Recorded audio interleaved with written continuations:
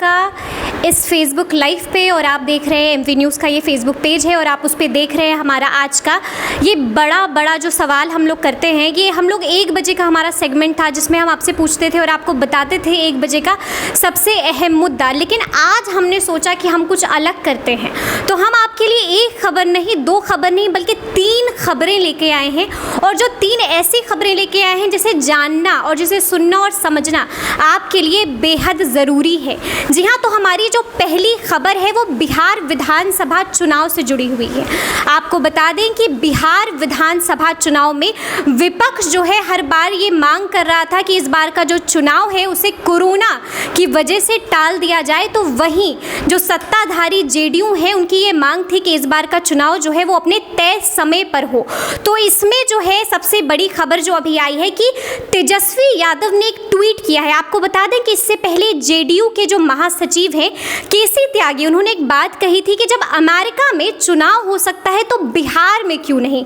तो इसी बात को जो है उस पर तेजस्वी यादव ने एक ट्वीट किया है और उन्होंने कहा है कि 4 बड़ी बातें उन्होंने की है, 4 बड़ा सवाल उन्हें पूछा है। पहली चीज़ जो उन्होंने की है वो ये की है कि क्या बिहार के मुख्यमंत्री चाहते हैं कि जिस तरह से अमेरिका में 10 लाख या 1 लाख से ज़्यादा लोग मरे हैं, तो क्या वो चाह रहे हैं कि यहाँ भी वही मौत का आंकड़ा हो। दूसरी बात उन्होंने कही है कि क्या अमेरिका की तरह बिहार में भी टेस्टिंग हो रही है। तीसरी जो बात की चर्चा उन्होंने की है तेजस्वी यादव ने, उन्होंने कहा है कि जिस तरह से बिहार के आईसीयू में मछलियां तैरती हैं, डॉक्टर जो हैं वो ठेले पे सवार होकर मरीजों को देखने जाते हैं, तो इस हिसाब से किस तरह से वो ये बात कह रहे हैं। और चौथी बात जो उन्होंने की है वो ये की है कि किस तरह से जो इस तरह की बात कर रहे हैं मुख्यमंत्री साहब की ईवीएम मशीन की बात उन्होंने की है कि जिस हिसाब से अमेरिका में बैलेट पेपर का इस्तेमाल होता है और यहाँ ईवीएम मशीन को हम यूज़ करते हैं, तो इसको आधार बना के उन्होंने 4 मुद्दों पे करारा सवाल पूछा है। तो इस बात की चर्चा करने के लिए आज हमारे साथ स्टूडियो में हमारे चैनल हेड मौजूद हैं।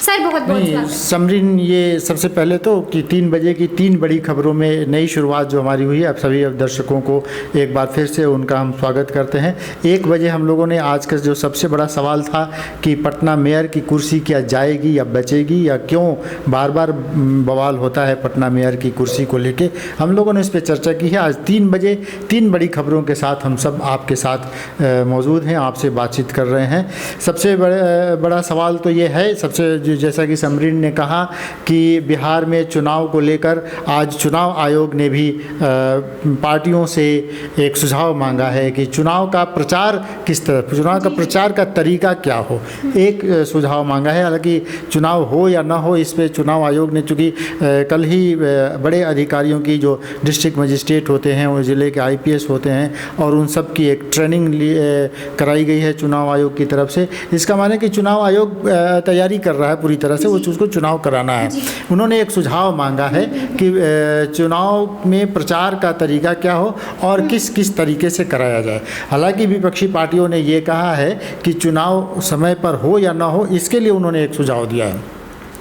विपक्षी पार्टियों ने एक उसमें नई बात जोड़ी है। उन्होंने कहा है कि लेवल प्लेइंग फील्ड जो होती है वो उनको मिलनी चाहिए। अब सबको समान अवसर की बात है, लेवल प्लेइंग फील्ड की बात उन्होंने कही है, क्योंकि उनका कहना ये है कि जब वर्चुअल रैलियां होनी शुरू हो गई हैं और लोग डिजिटल प्लेटफॉर्म पे चुनाव प्रचार कर रहे हैं, तो ऐसे 75%, 73% का शायद ये आंकड़ा है कि लोगों के पास तो वो स्मार्टफोन नहीं है, उनके पास वो क्या बोलते हैं, इंटरनेट की सुविधा नहीं है उनके मोबाइल में, तो वो किस तरह से वर्चुअल रैलियों में शामिल होंगे। तो सर, मेरा जो पहला सवाल है आपसे वो ये है कि जिस हिसाब से तेजस्वी यादव बिल्कुल वार कर रहे हैं, वो मुख्यमंत्री से सवाल पूछ रहे हैं, जिस हिसाब से उन्होंने आधार बनाया उस ट्वीट को, तो उन्होंने सवाल किए हैं कि अमेरिका को जिस तरह से आप कंपेयर कर रहे हैं बिहार को, तो क्या ये जायज़ है ये कंपैरिजन? तो सर कितना सही है? नहीं, तेजस्वी यादव इस बात को बार बार उठा रहे हैं। अभी 2 दिन पहले ही केसी त्यागी ने और बिहार के प्रवक्ता नीरज कुमार ने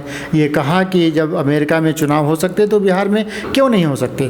ये ज़रूर है कि तेजस्वी यादव ने जो सवाल खड़े किए हैं वो बड़े ही वाजिब सवाल हैं। उन्होंने पूछा है कि क्या अमेरिका के हालात बिहार में भी हैं। और ये एक सवाल जो महत्वपूर्ण है कि जिस तरह से अमेरिका में 1 लाख से ज़्यादा लोगों की मौत हुई है, तो क्या बिहार के मुख्यमंत्री भी चाहते हैं कि उससे ज़्यादा लोगों की मौत यहाँ भी हो।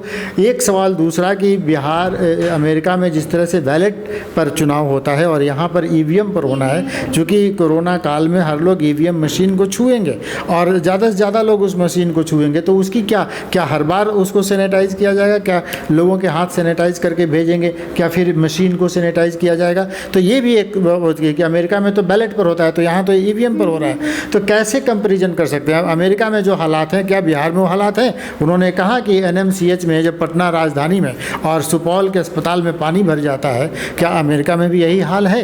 तो ये उनके बहुत ही वाजिब सवाल हैं। हालांकि वो विपक्षी हाँ कि क्या उतनी टेस्टिंग हो रही है? अब जब बिहार की सरकार, बिहार के मुख्यमंत्री ये कह रहे हैं कि 10,000 टेस्टिंग हो रही है, अब उसको बढ़ाने की ज़रूरत है। तो 10,000 की टेस्टिंग हो तो 10 करोड़ लोगों की अगर टेस्टिंग होनी हो तो कितना समय लग जाएगा अगर रोज़ 10,000 भी करते हैं? हालांकि वो कह रहे हैं 20,000 करने के लिए। तो अमेरिका में जो हालात हैं वो बिहार में वो हालात नहीं है, या जो उनके पास सुविधा है वो हमारे पास नहीं है। तो क्या अमेरिका में जब चुनाव हो जाए तो वो सब तैयारी हमारे पास है? चुनाव आयोग को विपक्षी पार्टियों ने एक और बात कही है कि अगर उनके पास इंटरनेट की सुविधा नहीं है, अगर उनके लोगों के पास, तो वो जैसा कि मैंने पहले कहा कि एक लेवल प्लेइंग फील्ड जो होती है वो होना चाहिए, सबको समान अवसर मिलना चाहिए, एक उसकी व्यवस्था हो। दूसरी बात उन्होंने ये कही है कि जैसे गाइडलाइंस दिए गए हैं, ये आपदा प्रबंधन एक्ट जो है 2005, ये उसके तहत जो गाइडलाइन केंद्र सरकार की है, चुनाव आयोग उस पर ध्यान रख रहा है। दूसरा, राज्य सरकारों ने भी कुछ गाइडलाइन बनाए हैं इसको लेके, तो उस आधार पर क्या तैयारी है सरकार, क्या क्या कर रही है? चुनाव आयोग तो चुनाव कराने के लिए पूरी तरह से तैयार है, कल ही ट्रेनिंग हुई है, आगे भी ट्रेनिंग होनी है। चुनाव आयोग अपनी तैयारी में लगा हुआ है, लेकिन राज्य सरकार क्या क्या तैयारी करेगी? विपक्षी पार्टियां जो ये सवाल खड़ा कर रही हैं, बिल्कुल वाजिब सवाल हैं कि कोरोना के संकट में जब बड़ी मुश्किल है, लोग लगातार कोरोना से संक्रमित होते जा रहे हैं, राजनीतिक दलों में बीजेपी के ऑफिस में ताला बंद है और ये उनको चुनाव लड़ना है, उनके प्रदेश अध्यक्ष संक्रमित हैं, जदयू के प्रवक्ता संक्रमित हैं, कई अधिकारी के डिस्ट्रिक्ट मजिस्ट्रेट के ऑफिस में भागलपुर के सब लोग संक्रमित हैं। कैसे करेंगे चुनाव? क्या तैयारी है आपकी? चुनाव आयोग तो तैयारी कराएगी और ये उनका अपना एक संवैधानिक अधिकार है, वो कराएंगे, लेकिन राज्य सरकार उसके लिए कितनी तैयार है?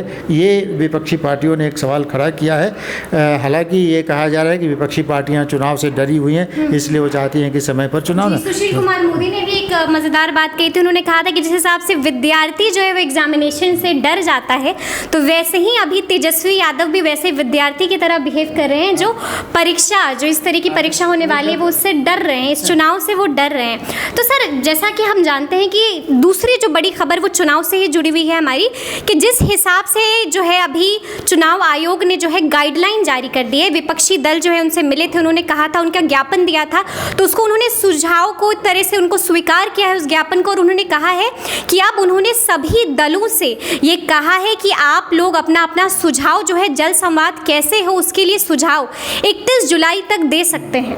तो सर, जिस हिसाब से सुझाव की बात आ रही है, जिस हिसाब से चुनाव आयोग ने भी साफ कर दिया है कि चुनाव जो है वो सही समय पे होंगे, क्या लगता है कि चुनाव सही समय पे हो सकते हैं? कोरोना जिस हिसाब से बढ़ रहा है। हाँ समरीन, ये बहुत ज़रूरी सवाल है कि क्या सही समय पर चुनाव हो जाएंगे। चुनाव आयोग अपनी पूरी तरह से तैयार है, वो कमर कस के तैयार है। चुनाव आयोग चुनाव करा सकता है, उसमें कई बार ऐसे अवसर आए हैं जब आपदा काल में भी चुनाव हुए हैं, और चुनाव आयोग ये करा लेगा। चुनाव आयोग की विश्वसनीयता पर हमें सवाल भी नहीं खड़ा करना चाहिए, वो करा सकते हैं, उसमें कोई दिक्कत नहीं है। लेकिन दिक्कत ये है कि राज्य सरकार कितनी तैयार है। अगर बड़ी संख्या में पुलिस फोर्स चाहिए, पारा मिलिट्री फोर्स चाहिए, चुनाव कराने वाले कर्मचारी चाहिए, उसके अलावा चुनाव में तो हर लोग शामिल हो जाता है, तो अगर एक बूथ पर 1000 लोग ही जाएंगे, जैसा कि विपक्षी पार्टियों ने कहा है कि कुछ उसमें सब बूथ भी बनाया जाए, वो 4 बूथ के, वो 250-250 लोगों के लिए कह रहे हैं कि 1000 का अगर कोई बूथ है तो वहाँ 250-250 लोगों के लिए 4 अलग अलग बूथ बनाए जाएँ। तो विपक्षी पार्टियाँ भी एक तरह से तैयार है, कह रही है कि अगर चुनाव कराना है तो इस तरीके से कराइए। चुनाव आयोग भी अपनी तरह से पूरी तरह से तैयार है, लेकिन क्या ये तैयारी है? इतनी बड़ी संख्या में लोगों को आप शामिल कर सकते हैं? जब कोरोना में अस्पतालों में ज़्यादा लोगों की ज़रूरत है, जब आप 104 नंबर का वो दे रहे हैं, आप हेल्पलाइन नंबर, जिसमें बड़ी संख्या में शिक्षकों को और सरकारी कर्मचारियों को लगाया गया है, तो इतनी बड़ी संख्या में लोग चाहिए होंगे आपको चुनाव कराने के लिए, उसकी तैयारी क्या है? संक्रमण इतनी तेज़ी से बढ़ रहा है, सोशल डिस्टेंसिंग आप रख पाएंगे क्या? आप हर व्यक्ति का हैंड सैनिटाइजर, संक्रमण को रोकने के लिए पूरी तैयारी आपके पास है? जब बड़ी संख्या में लोग सड़कों पर होंगे और किस तरह का प्रारूप होगा, पहले तो ये 31 जुलाई तक लोग देंगे कि किस तरह से चुनाव प्रचार कराएंगे, क्या होगा और चुनाव उसको, तो हमको नहीं लगता है कि ये जुलाई चल रहा है, जुलाई में संक्रमण बढ़ के बहुत तेज़ी से बढ़ा है, 20,000 को पार कर गया बिहार में, और अगस्त सितंबर अक्टूबर आते आते ये संख्या और बढ़ेगी।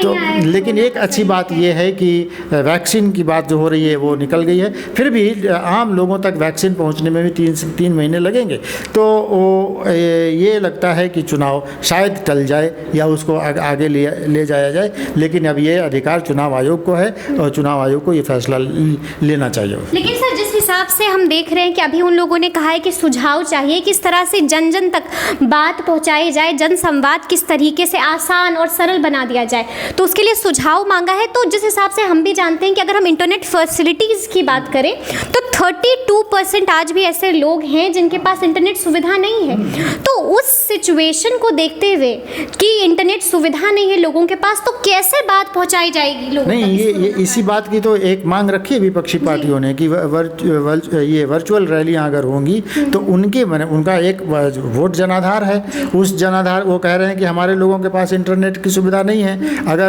वो कैसे उन तक अपनी बात पहुंचा पाएंगे उन्हें, इसीलिए उन्होंने कहा कि एक लेवल प्लेइंग लेवल फील्ड जो है उनको सबको समान अवसर मिलना चाहिए, उन्होंने मांग किया है।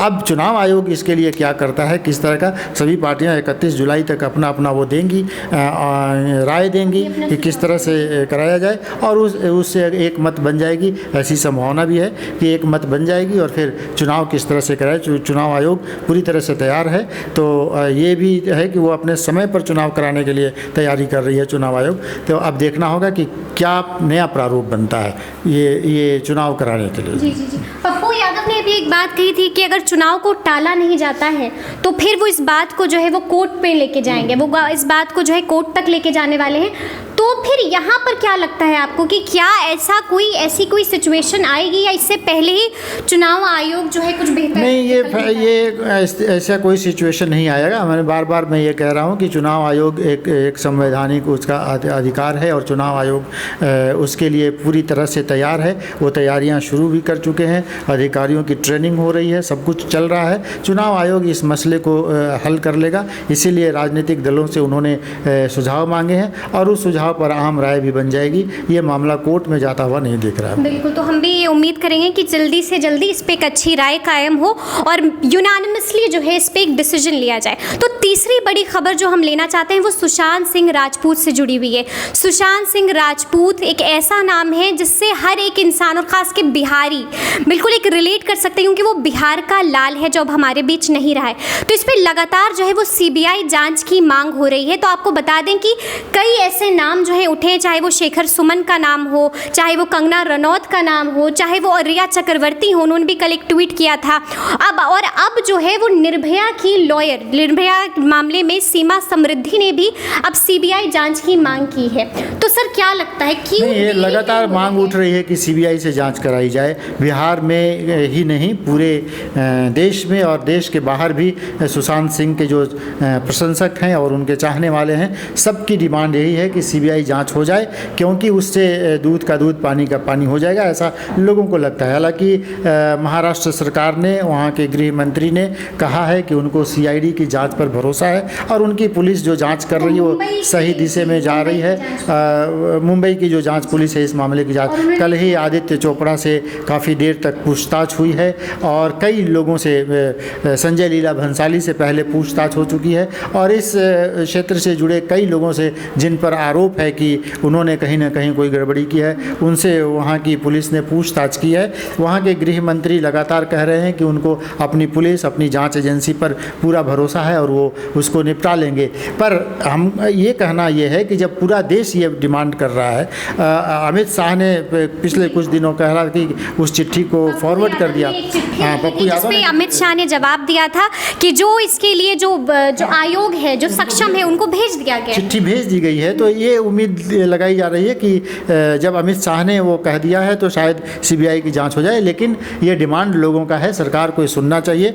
क्यों नहीं सीबीआई जांच हो? क्यों अगर वहाँ की पुलिस जो है इतने देर तक वो यही नहीं फैसला कर पा रही है कि सुबह 3 बजे उनकी मौत हुई कि दिन के 10 बजे उनकी मौत हुई, उनके गले पर जो निशान हैं वो किस तरह के हैं, और वो उनका पैर एक पूरी तरह से वो चित्र में जो दिख रहा है वो सबसे बड़ी बात कि पुलिस कुछ बता नहीं रही, छुपा रही। हाँ, ये अगर पुलिस को कुछ चीज़ मिल रहा है, कोई बातें हो रही हैं, तो उनको प्रेस कॉन्फ्रेंस करके बताना चाहिए। तो ये लोगों के भीतर एक आक्रोश है, गुस्सा है, लोगों के बीच जो दुख है, जो अपने चहेते कलाकार को जो लोग प्यार करते थे वो चाहते हैं कि सीबीआई जांच हो जाए। तो सीबीआई जांच कराने में कोई हर्ज नहीं है, सरकार को ये फैसला लेना चाहिए। क्यों इसमें देरी हो रही है, ये भी एक सवाल है कि आखिर क्यों आप चाहते हैं कि सीबीआई जांच न हो, जब सारा देश चाहता है कि सीबीआई जांच। महाराष्ट्र के जो गृह मंत्री हैं अनिल देशमुख साहब के ट्वीट के बाद ये जो चीज़ है ये और वो हो गई, जब उन्होंने ये बात कह दी कि मुंबई पुलिस जो है सक्षम है तो सीबीआई जांच ना हो, तो इस चीज़ ने भी काफ़ी बार हो रहा था कि अंडरवर्ल्ड का भी कहीं इसमें कोई जवाब था।